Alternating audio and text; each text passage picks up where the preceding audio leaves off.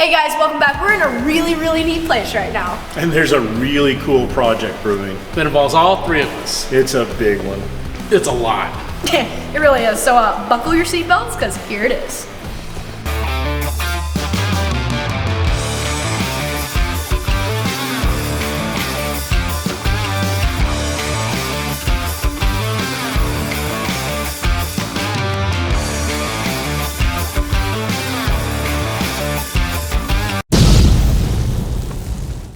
Okay, so this is the project you guys are gonna wanna see.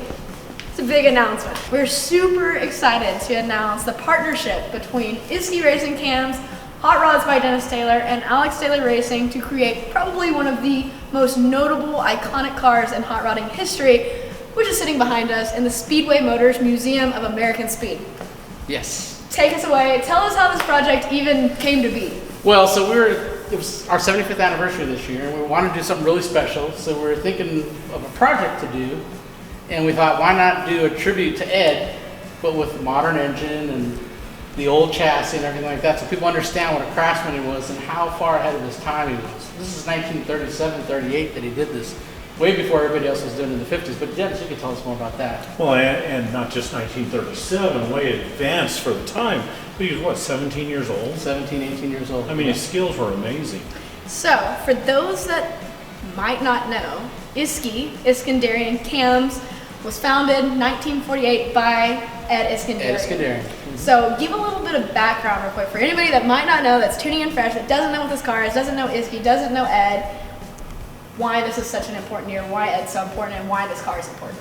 Well, the important thing is that it's our 75th anniversary, so he established the company in 1948, but he was like the original outlaw, I like to say. Like, they started building this when they were 16, 17. He did some of the parts in shop class at 13 years old, and he was way ahead of the curve. These guys they didn't even have the word hot rod yet. And so this is one of the iconic hot rods. It made the cover of Hot Rod magazine in 1948, and he says that's what started the business going, that really started pushing it. He bought a little ad in there, and that's really what started and grew the company. And the guys that were in this original Hot Rod magazine that all advertised all became titans of an industry. So you're talking Edelbrock, Isky, all those type of guys. So it's really amazing. And we really need to do this while he's still alive. He'll be 102 this year. He is just incredible. It's still incredibly smart, talented. Still very This sharp, is a really yeah. neat project. But with that said, it's also Hot Rod Magazine's 75th anniversary, so it's some really iconic stuff happening this year. Mm-hmm. So that kind of leads us to SEMA show this past year. In 2022, this idea starts getting spitballed. I see Nolan, Dad, sitting in the corner scheming. You can just see there's scheming going on. Well, you can kind of talk about, I know this project, when you started thinking about it, you got pretty excited because it's a pretty big deal. So kind of how did that come to be? So we were talking about a different car, just kind of a drag race car that we could build that would be something to celebrate the 75th. But then somebody, I don't remember you or I, we come up with the idea, what if we could recreate that car? It's not an easy job. That's a challenge, and I'm looking forward to it.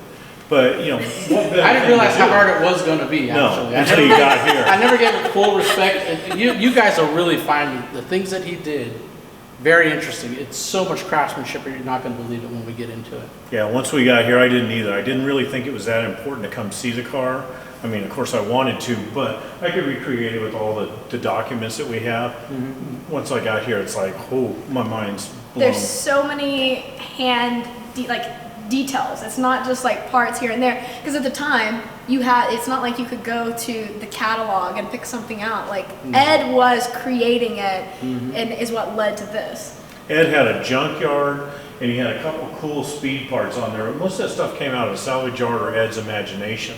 A lot of it came out of airplane salvage. Like, there's some pieces on there that are specific to airplanes, and we'll go over that. But it's amazing what he created. And it's really cool that the car is actually sitting in the Speedway Motors Museum of American Speed. The whole museum is incredible. Yeah, but there is an awesome tribute here to Ed. And so, like, to actually get to be here and looking at the car and checking it out, one is like just really cool, really helpful for the project. But two, still gonna have quite the challenge to build it, but it'll be a little bit less challenging because we are going to be partnering with Speedway Motors to get some parts from the catalog and things like that. So Lots of That'll creative be a big details. Lots of creative details here. There's going to be lots of you'll see. There's going to be casting and things like that. But we're also going to be able to have the luxury of purchasing some parts as well. What better company to partner with on this project?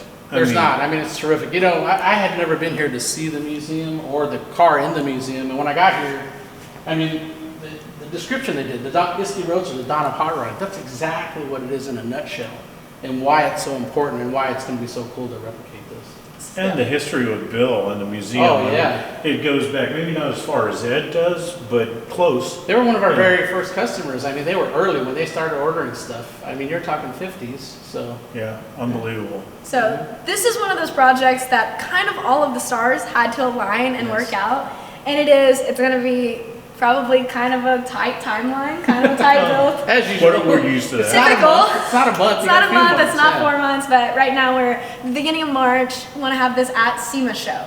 Going to premiere at SEMA. And so there's, No pressure, right? no pressure. Anyways, we've rambled enough. We just want you guys to know that there's a really cool project coming. We're going to actually check it out right now, and you're going to see. Measuring. It's really cool. So we came to get measurements, pictures, details, creative juices flowing, and picking up parts. Picking up parts. That's going to come as well. So you guys ready to go explore it? Later we get to go through the warehouse. Oh, I'm looking forward to that. We have 3 days here, and 3 days probably isn't enough because. Yeah, there's no way to see the whole museum. There's not enough. No. And pick out cars and study this and do all that. But anyways, enough rambling.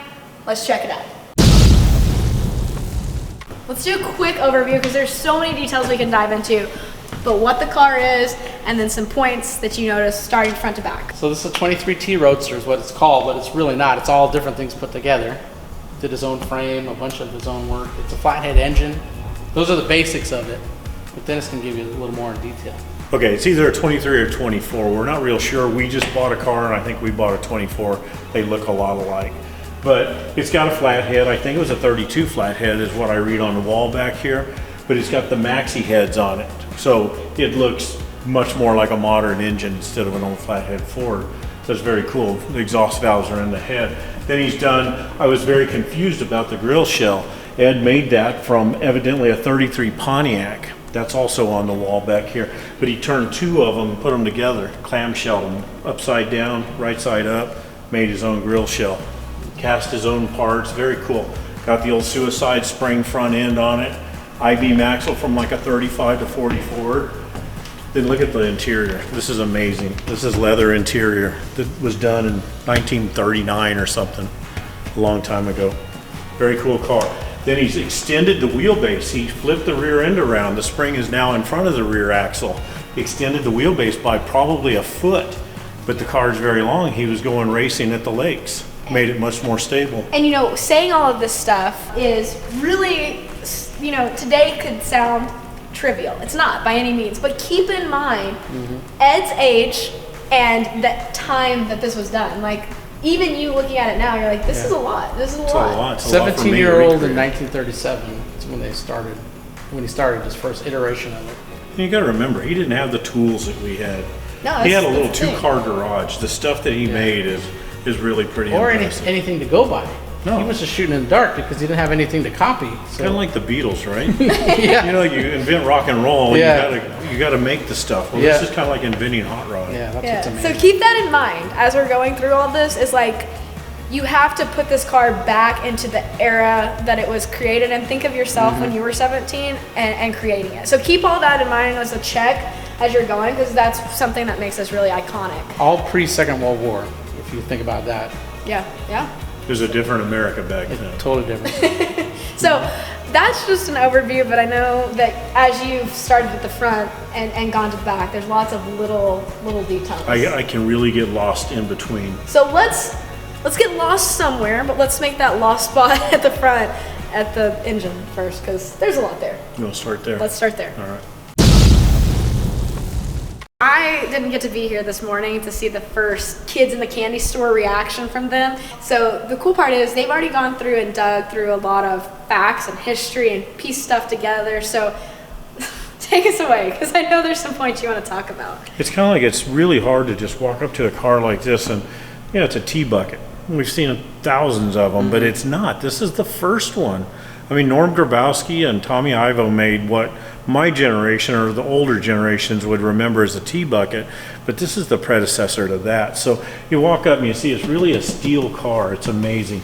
So look at the engine turn firewall. I'm trying to decide if that's stainless or aluminum. I believe that's a piece of stainless, and I would venture to say he got that from one of the aircraft salvage places, or not salvage, one of the aircraft factories back at the Because that would time, have been, right? I mean, and two, not just time, but location. Like Yeah, that's, he had right in the Hughes middle was of that. just down the block, the airfield, yeah. what Ed had that most of America didn't have was the location. I mean, he had, T models were everywhere. They were $5.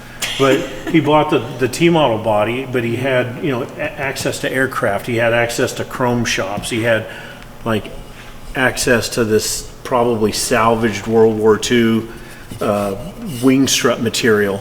So the stuff that he used on this car is amazing. But there's just more to look at than just a T bucket. So you'll start here, like the grill shell. Never seen anything like that before. At first, when I'm looking at the pictures, I think, well, he took a 32 Ford grill shell and cut it up and did some work.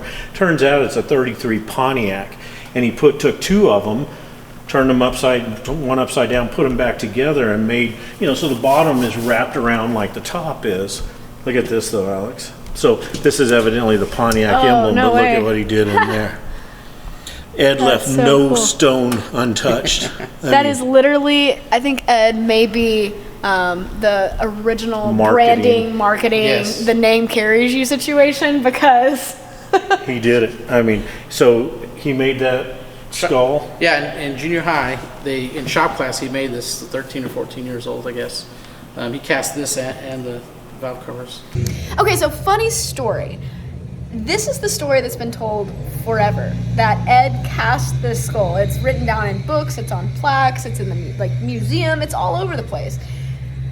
Funny enough, in a couple weeks, you're gonna actually see a video where I sat down and talked with Ed. We talked for 5 hours, and we actually talked about his car for an hour and a half or two. Turns out there's a slightly different story, actually a completely different story to this, and a bunch of stuff that people thought they knew about the car. So take this with a grain of salt, but keep in mind, this is a story that's been told for pretty much forever. I'm one of the generations, I came much later, but in my high school, we made stuff like this. I made a skull shift knob. I don't think they do sand casting in school anymore, No. but Ed probably cut that out of a piece of wood and then made a mold and made that in shop class. So we're gonna actually make one of these. Yeah. And we'll film it. They've got a Yeah. plastic Oh. one. I don't know if they made a mold off of this already. Oh, no way. Speedway has done, they made a mold, so we're going to use that, and we're going to cast our own off of Wow. that. So It's going to be cast off of something that is cast off of that. So you've got all that sort of stuff. But, coming in, I didn't know what kind of front end Ed used in 1937 or 39, whatever it was. Right. I think I've decided that that's a 35 to 40 Ford axle. And I'm not positive about that, but it's very, very close, if not. It was a wishbone style front suspension, which is the old hot rodders trick, and these are the guys that pioneered it. They cut the ball off and split the wishbones. So it's tied into the frame rail on each side now. It's got the suicide spring up front. It's got juice brakes. I thought these were probably just Ford brakes, but one of the guys here at the museum pointed out that they're probably Bendix brakes, and I don't know a lot about that, but we'll probably use Ford brakes, and we're probably going to go back with drum brakes just because they work and they look bitchin'. So there's some stuff that will be to a T. Like, that's gonna, to a T, bada bing. I see what you did. I didn't intentionally, but I caught it. So there'll be some stuff that's to a T, the same, the exact, but, highlighting some of the engine components here, but it's not gonna have, the new one isn't gonna have the same powerhouse. It's gonna have some differences there.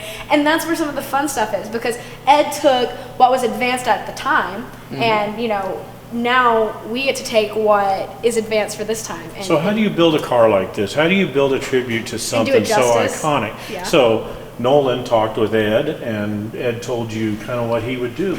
yeah, I mean, he, like we were saying, should we put an LS? That's what all the hot rodders do. And he said, well, we were the leaders. We were the tip of the spear, the front end of it. So we would do something that they haven't done yet, which is what they did. Like they made their own manifolds, their own casting, their own heads. So you want to have something that's brand new that people are just starting to build, and that's why we're going to do a Godzilla. how cool So is that's that? the deal, yeah. So Godzilla made it up to a Tremec 5-speed is the plan that we're going to do. And we're going to do some special things to the engine so it almost looks pretty close. Kind of what we think is, I'd like to think about it, is Ed started this car in 1937, but he got sidetracked. You know, the war came along, he got drafted, the car sat somewhere. Well, now the dude's 102 years old and he's still raring to go. So he pulls a project out. He's not going to put a flathead in it. No. You're going to put the newest, best motor that he can get. And that's the thing. That's what's cool about it, is because you're able to recognize the history and recognize pieces that make the car iconic while carrying on Ed's mentality. Because if you guys know Ed, and everybody that I talk to that's ever met Ed has an Ed story about how they told him this, or they taught cars for this long, and he's 101 right now. Like, 101 or 2? He's turning 101. He'll be 102 in 102. July. Yeah, turning 102. So anyways, that's the really cool part, is taking something and he's still here to see it and still here to have comments on, it's not like, what would Ed do? It's like, hey, Ed, what would you do? Exactly. Like, that's cool. How many people can do that? We have a list of questions for him now that we've seen the car. Like, why did you do this? Or that's amazing. How And the you cool did part that. is, you'll have the answer. Yes, we'll have the answer. This is almost like having your own time machine. It is. It really is to go back. It I mean, is. out of the icons, there's nobody left. I mean, 101 years old. So Yeah. the We're opportunity losing to them do this, fast. and we have to do it now, and it's the 75th anniversary. So It's perfect. It's perfect. Super cool. Yes, it's perfect. So then, walking back, highlight some of the stuff here, engine-wise, that even though we're not doing the same combination, but there's some really cool stuff about it. So there was different heads available back in those days. There was Ardent heads, which was a double overhead valve, had the intake and the exhaust valve overhead. These, I've learned, are heads that were built to help solve the cooling problems with the flathead, mostly for trucks, bigger stuff.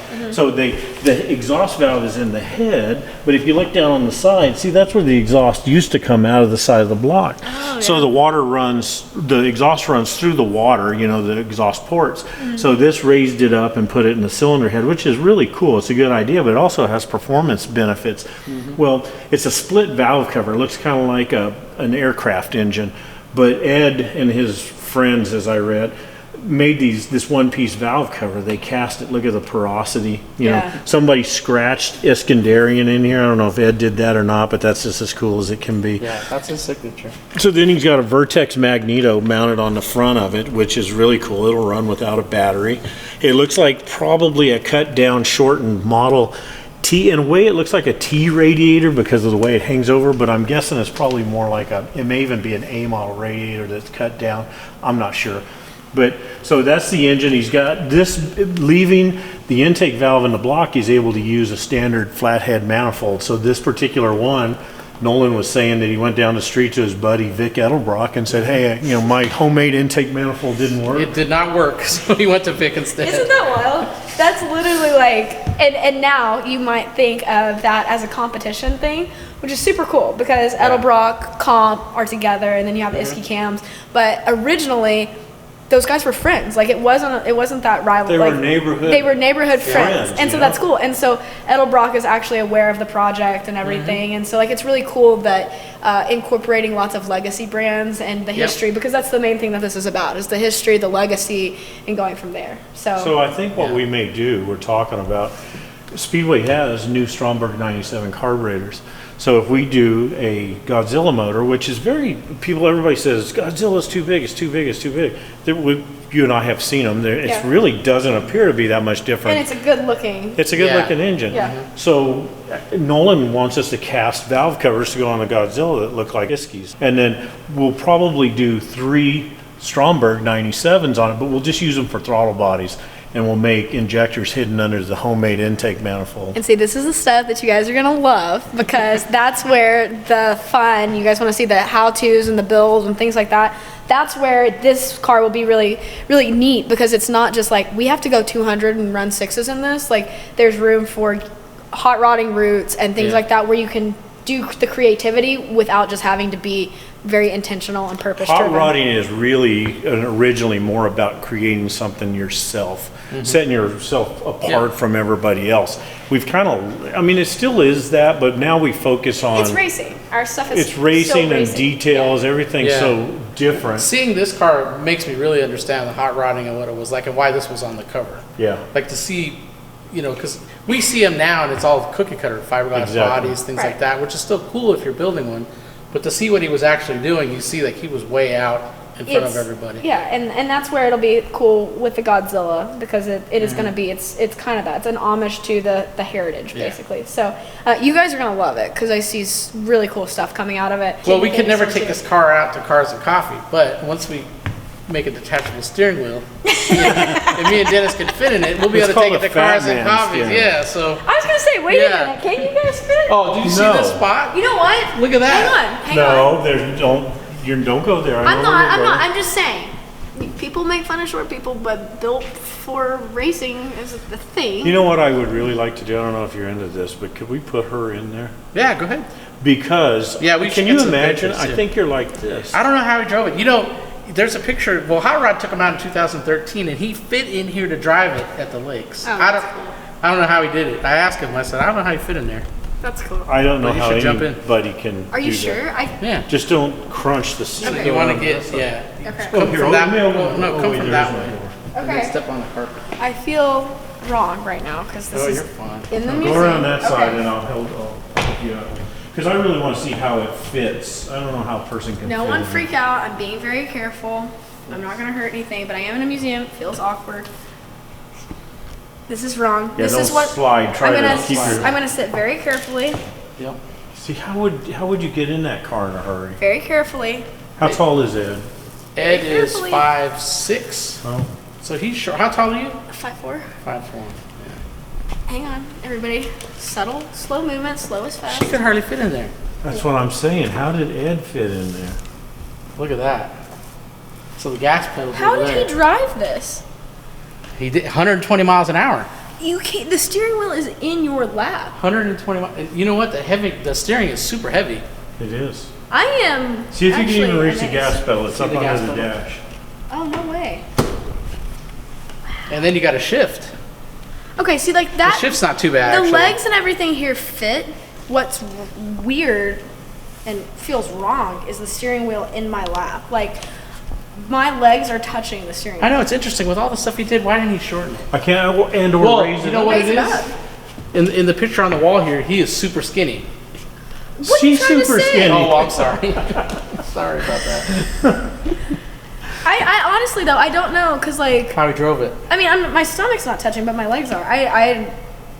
That's, You would it's think right amazing. there that would drop. So what are you guys gonna do? What's the change here? We're We're gonna gonna make a detachable steering. we're gonna make it built for Fat Man. Okay, guys, this will come back and. I'm the one Men who's or driving. man? I said Men or- men. oh. I said men. Fat men. Fat Okay. man. All right, I got it. You guys will be back from this video in a second, but this is an iconic moment. So we're gonna pause for some picture opportunities Let's do that. because I don't want to move. Because you're never getting in it again. I know. I feel. You may be the only person that's sat in this car in 100 years, Way to put Nolan on the spot. besides Ed. Yeah, Ed Have you ever drove it sat the in last. Oh no. Has Nolan ever Okay, said? you get No, even when I was young working there at 13, I didn't fit in that car. And I was skinny then. Again, I feel wrong. We stopped and took pictures, but it turns out we know someone who knows someone, and they said it's okay. He said it's okay. The guy that built this would say that it's okay. Yes, they have permission, but don't anybody else ever try Don't this. do this. Yeah, This don't is come not in here thinking authorized. this is a Not kid's toy. This is one of the coolest museums you'll find, but they're not going to be cool with this. I'm just telling They you. probably were freaked out that I was diving in. I kind of was freaked out. Anyways, we did this for research and development purposes. Yes, and maybe because the steering was so hard that he used that leverage to be so close to the wheel, like they kind of do. Maybe. In But Tough still, and if stuff. the I still- wheels rubbing on your legs, I it's know. not going to turn. That's the, I don't know. It's crazy. It's one of the, it's kind of like the pyramids. I'm going to definitely ask him why. I'm going to it's- ask him, out of all the custom stuff, why don't you cut that and make it shorter and see what he says? And then It'd he's be going to say, interesting. don't you recreate my car. Yeah. Don't make him mad. I'm gonna get out before I mess something up, and then we're gonna go back to more details. I'm gonna carefully. Hang on. This gotta be. It's not that it's that hard. I'm just trying not to. Don't drag across it. Sorry, Ed. Slow and steady wins the race. Okay. There we go. Ow, my hip popped. Yeah. My foot hit. Okay.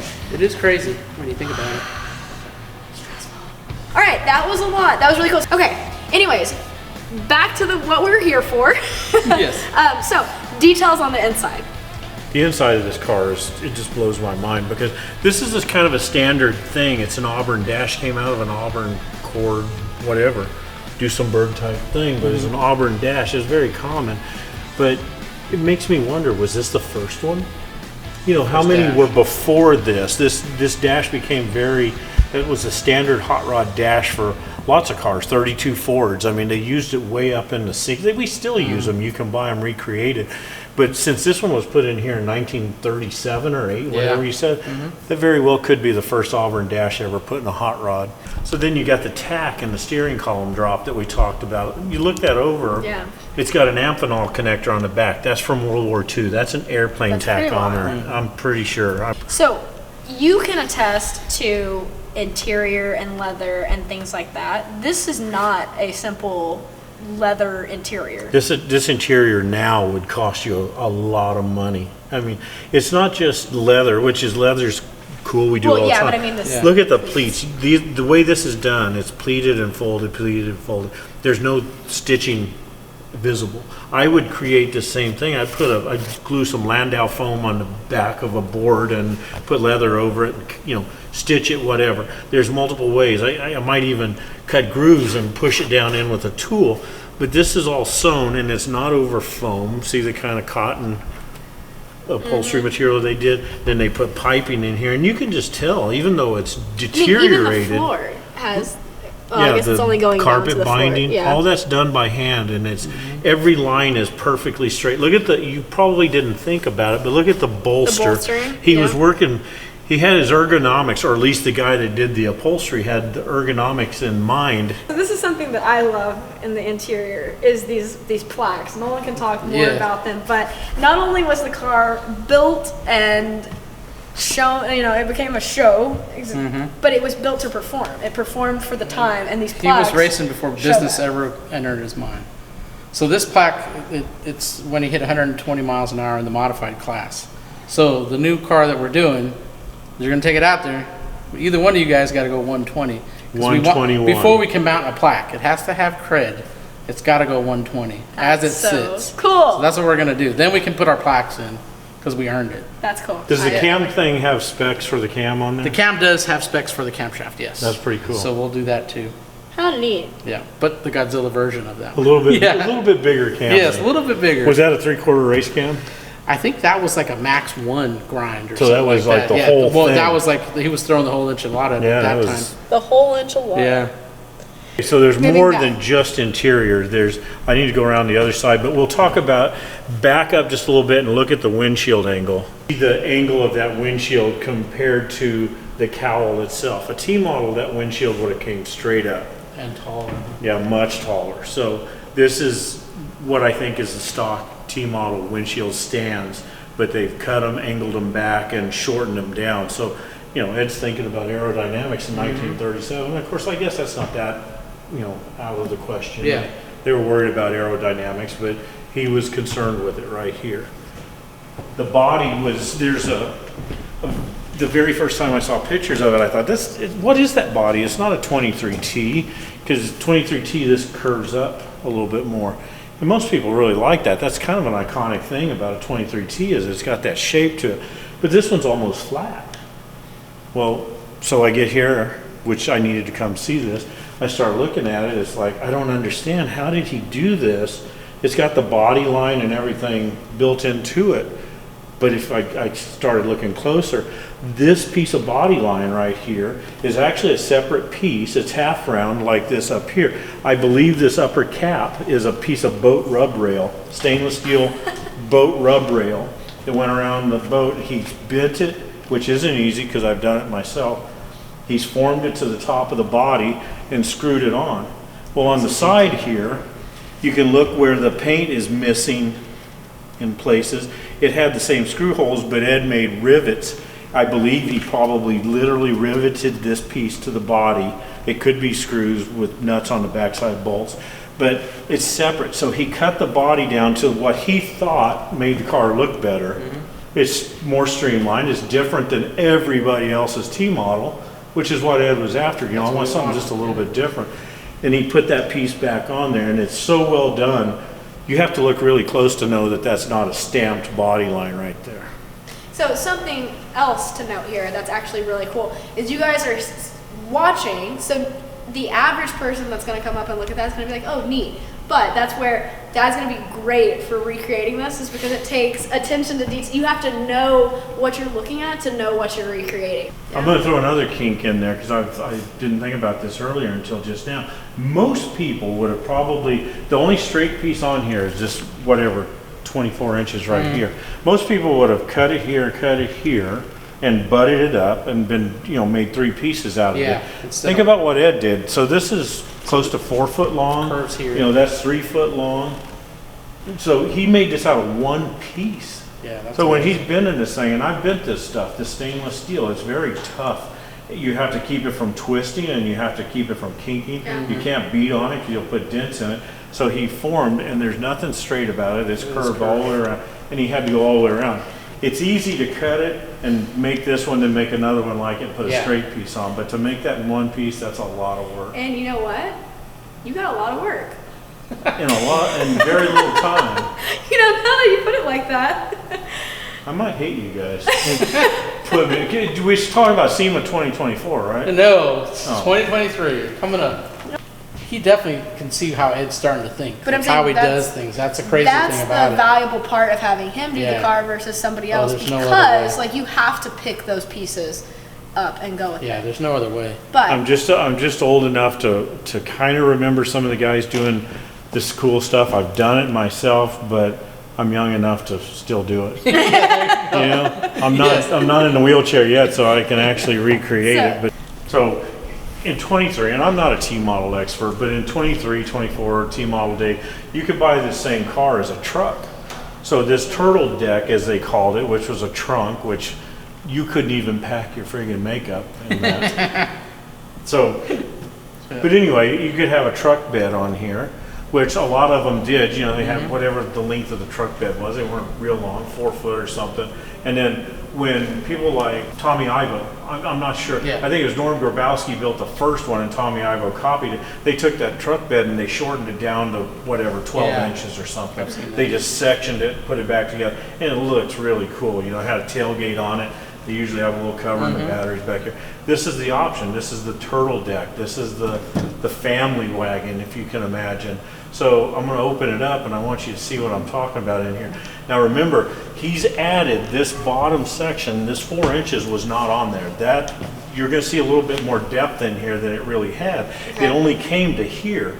So you put your luggage or your tools or whatever in here. You didn't really go across country in these. I mean, people did, but they usually had the stuff strapped to it or whatever. So this is the actual space that you had. There is no space. Back then, there's not a lot of space. So the gas tank, I don't know what it is. It's something, maybe a tractor, who knows. The gas cap's kind of cool. When you open that up, that's the vent. And then when it gets so far open, the gas cap screws off. This is probably airplane stuff. Look at the cork seal in there.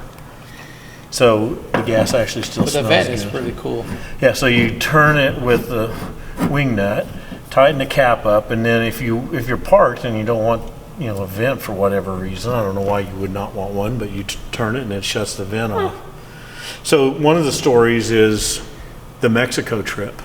Yes, took the 37, I believe, 37 or 39. They took it down to Mexico, Guadalajara, and they were driving on the beach. They thought it'd be fun, and it got stuck in the water, so it flooded. So they had to tow it out. But with another Model T. Yeah, with another Model T pickup or whatever it was. On his way down there, I guess the thing just about beat his teeth out. Oh yeah, there's no suspension in it, so he said it was super hard to drive on their roads. It was not like living in LA. He was pretty spoiled. Yeah, he was used to concrete and asphalt. But he decided down there that he was going to put shocks on it. Needed shocks. I don't know if it didn't have them on the front and rear or what, but in typical hot rodder fashion, running around on basically perfect roads, who needed shocks? Yeah. So it's kind of interesting to me that it's got tube shocks back here, but if you look, they're not, I could go to the parts store and buy a shock that would bolt back on there, but that's not a new shock. I don't know what year he put this on there, but that's on our list to find out. Assume that it was sometime post 37, but can't be that long ago. I don't know when those shocks came out. The crazy thing that I think about this that you're explaining is that the rear end should normally be right about here, right? Yes. And under this, but it's moved back to stretch it, but also you got your shock mounts on it now. You wouldn't be able to do that here. I guess you'd have to go back here. Everything's in front of the rear end now, and used to and see, the frame is totally custom. I don't know where in here the cross member would have been. It could have been back further, but whatever the case was, the rear end was in front of the cross member. The shocks, that wasn't a thing, but they could have been behind it. Basically, imagine that that's the front of the car out there instead of being this direction. So he extended the wheelbase by probably 12 inches by basically turning this tube on this rear axle tube, which this spring mount is forged together. This one was over there and that one was over here. So he's flipped the rear end around and extended the wheelbase. It makes the car look way different. I mean, it gives it a totally different look. Looks a lot meaner that way. It looks much faster. It's made to be stable at high speed. So the other thing, the reason we're here, lots of reasons, is figure stuff out like this. We're going to recreate this same swoop. We're going to use cardboard. But things like the turtle deck. So when I said you could have a truck bed, see, this turtle deck's not actually attached to this body. So all of this down here, this is a facade. See, that's some kind of cover.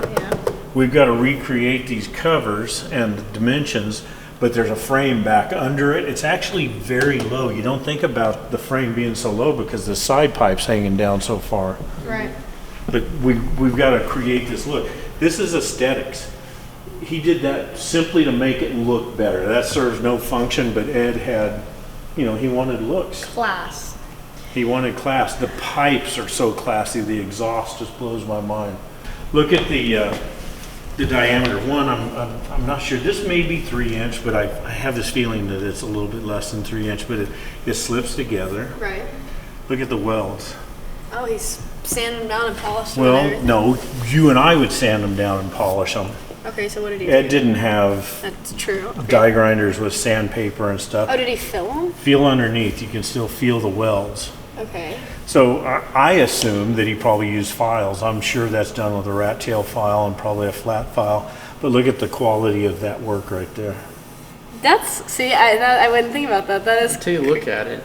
It blends like incredibly well. And look at the diameter of that tubing. Yeah. A flathead race motor back in those days looked like a P-trap under your sink.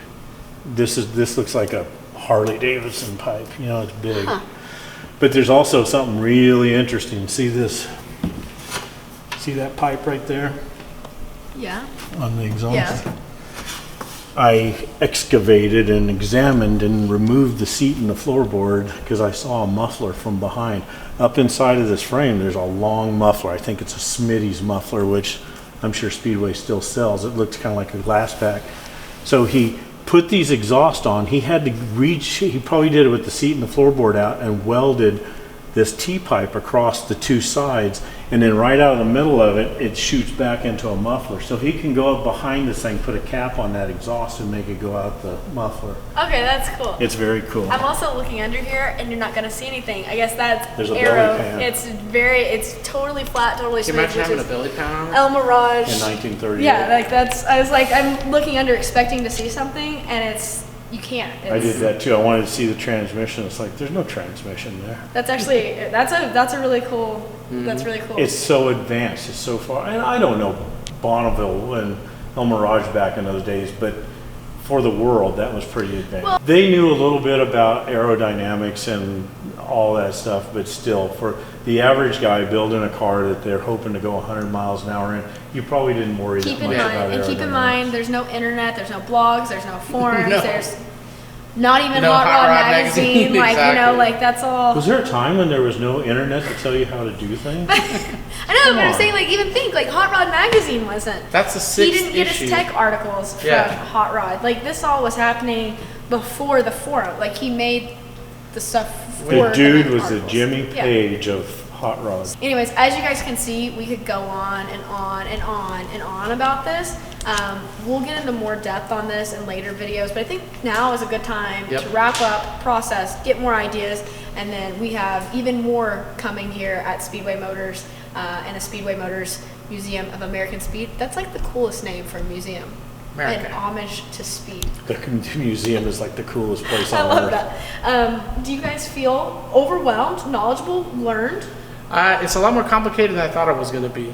Yeah, I remember did- that. I did not- Hang on. when you're See how bugging he me. just looked at Dad and said, "That's more complicated than I thought it was going to be." He felt the same way too. Well, I mean, know, but we I do. say that. It's 'cause, amazing. like, you're like, yeah, bud, it's going to be a hard one. I feel sorry for you. It sucks to be Sucks you. to be you. Sucks to be a sucker. But it is going to be really I mean, cool. the thing is that doing this, I mean, it's going to be amazing. And then having having Ed see it and knowing he's going to know what you had to go through to do it because he did it once. having being able to be trusted with the challenge of recreating is a It's big very deal. special. It is. And the other thing, And the lakes. and the other thing that's really cool is just because, like, if there's a question, which there is, it's not like we have to go dig through the history books. No, I have a list of questions. Phone call away, and Ed will have the answer. So, like, it's a really cool time to get to do it. Really cool, neat opportunity to get to document it and share it and do it. So, I think you guys are really gonna enjoy it because it's like history coming alive, and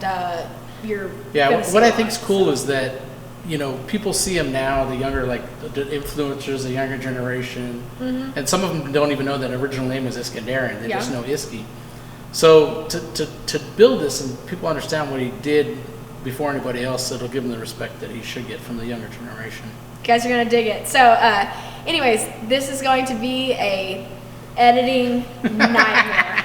So Sucks to be you. Sucks to be me. So stay tuned. Bear with me. But it's gonna be fun. It's gonna be Yeah. a journey. There's gonna be a lot to learn. So, And for them, it's going to be like a soap opera. oh yeah, They're going to be on the edge of their seat until we come back with the next episode. probably Yes. 'cause we all will be too. Yes, we don't know where We don't Dennis know. is going to start. Do We we? don't know where it's leading. Yeah, I'm not telling you guys. We don't know what the show writer's gonna Yeah. create here. But anyways, all right. So big shout. Lots of people to thank in this situation. First of all, Isky. First of all, Ed Iskenderian. We have Nolan from Isky. Yep. That is the one that is allowing this to happen. Dad for being. It's going to be a time commitment. Yes, thank you for So, taking this on. For Big sure. deal. Thank And you then- for trusting me Thank with you. it. Yeah, and then Speedway Motors, because they are going to be a really big part of this project and getting to come to the museum and everything and check it out. And it's a perfect storm, perfect combination of companies, Yep. and it's going to be really neat. So, It's a family thing, which is nice. Yep. So stay tuned. You can follow Dad on Instagram at DennisTaylor522. Nolan IskyCams.com. in your Isky Instagram. Racing Cams. Yeah, and then Nolan every once in a while throws out some really entertaining posts. So he's Nolan Jamora. Yeah. Check him out as well.